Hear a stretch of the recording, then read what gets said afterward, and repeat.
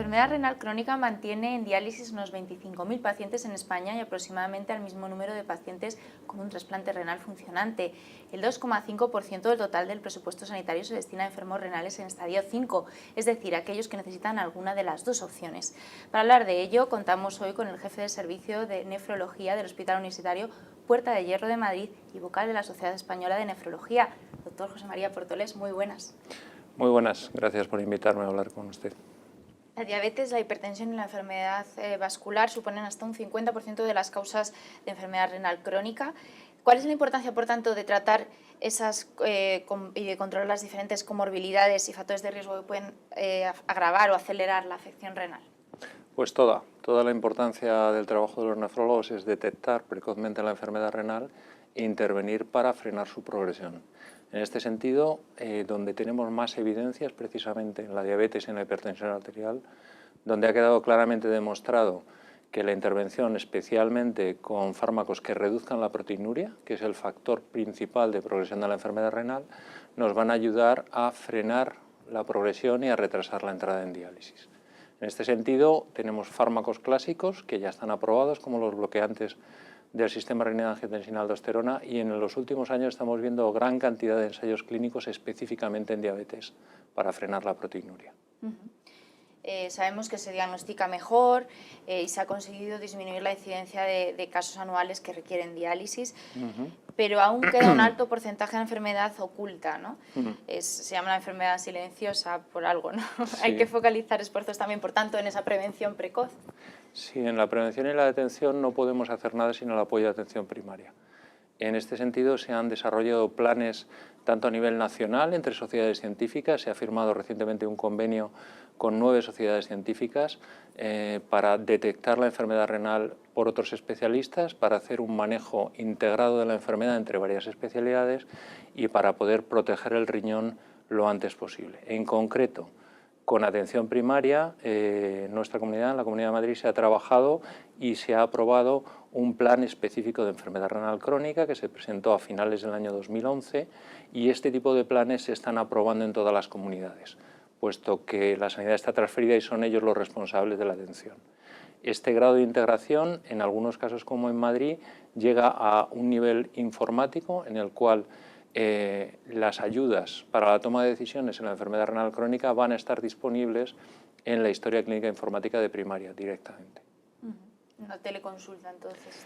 Sí, nosotros, por ejemplo, en nuestro hospital, en Puerta de Hierro, hemos dado un paso más adelante y hemos puesto en marcha la teleconsulta. Nosotros podemos ver la historia clínica informática de atención primaria puede ver nuestra historia clínica y los médicos pueden hacer interconsultas virtuales, es decir, sin necesidad de desplazar al paciente, simplemente facilitándonos los datos y pidiendo una asesoría por parte del nefrólogo para mantener lo más posible el control de la enfermedad en atención primaria, que es lo que debe ser, porque recordemos que hasta 1 de cada 10 habitantes padece algún grado de enfermedad renal crónica.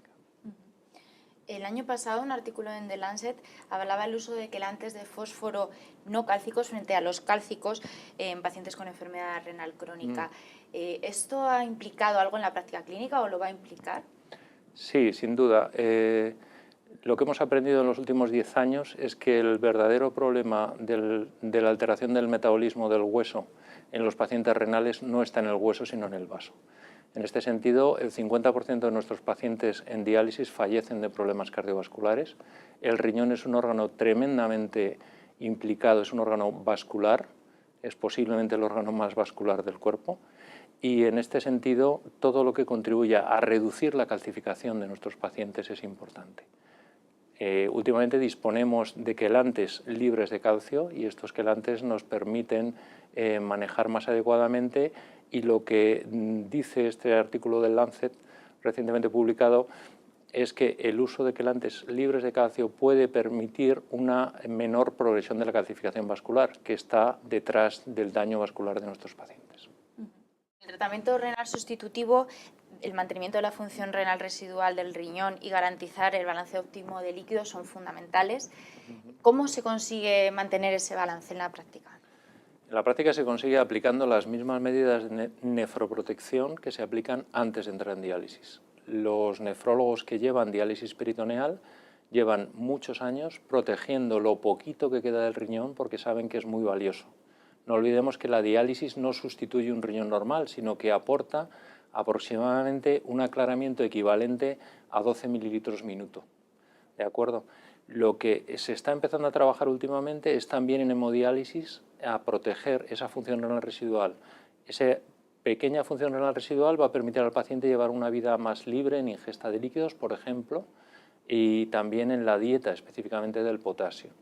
Y lo que vamos a hacer ahí es evitar nefrotóxicos, ajustar las dosis para proteger el riñón, utilizar los mismos fármacos que comentábamos antes que ayudan a frenar la progresión renal. Da igual que al paciente le queden 5 mililitros minuto de aclaramiento. Nosotros vamos a luchar por mantenerlo hasta el final. Gracias a eso vamos a tener un manejo más adecuado del paciente. Porque se consigue frenar la evolución, la tarea todavía pendiente, digamos, es conseguir rehabilitar, ¿no? Como bien dice, en lo que estamos trabajando ahora es en frenar la progresión, de tal forma que el objetivo sería llegar a una progresión cero. Hay alguna evidencia en modelos de experimentación animal de que se puede recuperar el daño del glomérulo, pero esto en humanos todavía es ciencia ficción. No olvidemos que las últimas células que están dentro del glomérulo haciendo la filtración, los podocitos, son un tipo de células que no se multiplican, con lo cual si se dañan es muy difícil que los podamos recuperar. ¿De acuerdo? Entonces, el sueño de todo nefrólogo es conseguir dar marcha atrás la enfermedad renal crónica. De momento, lo que tenemos es frenar la progresión. Veíamos que hay unos 25.000 pacientes ahora mismo en nuestro país en diálisis. Desde ALCE, desde la Asociación de Pacientes, comentan que hay ciertas desigualdades, que no todos, en todos los servicios de nefrología, incluso aunque sean grandes, se está facilitando el acceso a la diálisis peritoneal a los pacientes. Como vocal de la Sociedad Española de Nefrología, ¿esto es algo que se está detectando desde la sociedad? Sí, la sociedad está trabajando en difundir lo que llamamos el modelo integrado de tratamiento renal sustitutivo, es decir, considerar que el paciente que necesita diálisis o trasplante entra en un conjunto de tratamientos que puede pasar de uno a otro, puede empezar por aquello que él elija, bien sea hemodiálisis, diálisis peritoneal, puede aceptar o no un trasplante y cuando éste fracasa puede volver a estas técnicas de diálisis. En este sentido, los planes estratégicos de las comunidades de atención a la enfermedad renal recogen la potenciación de la diálisis peritoneal como una técnica más coste eficiente y más interesante para algunos pacientes porque le permiten seguir en su domicilio. Lo importante aquí es informar al paciente y que el paciente decida lo que quiere hacer y respetar los derechos del paciente. La situación es muy distinta según donde estemos, en qué parte de España estemos. Por ejemplo, las ciudades autónomas de Ceuta y Melilla no tienen programa de diálisis peritoneal y ahí sí que es un verdadero problema porque no se puede ofertar. Sin embargo, en otras áreas, como por ejemplo Madrid, hay hospitales que no ofertan diálisis peritoneal, pero tenemos en Madrid, creo que son 23 o 24 unidades de diálisis, quiere decir que cualquier paciente que quiera tratarse en su casa puede acceder a un hospital que se lo facilite. También hay que animar a los pacientes a que cojan esta especialidad. Muchas veces el paciente se siente agobiado por el tratamiento de diálisis y prefiere que se encarguen de hacer el tratamiento otros antes que coger las riendas. Sin embargo, en encuestas que ha hecho la propia ALCER, el nivel de satisfacción con el tratamiento es muy superior en diálisis peritoneal porque son pacientes más implicados, es lo que llamamos el paciente experto, que se cuida a sí mismo. Vamos ahora ya a hablar de trasplantes. Hay dos vías, digamos, que están generando novedades, que es el tema del donante en vivo, que se está potenciando, y también el donante en asistolia.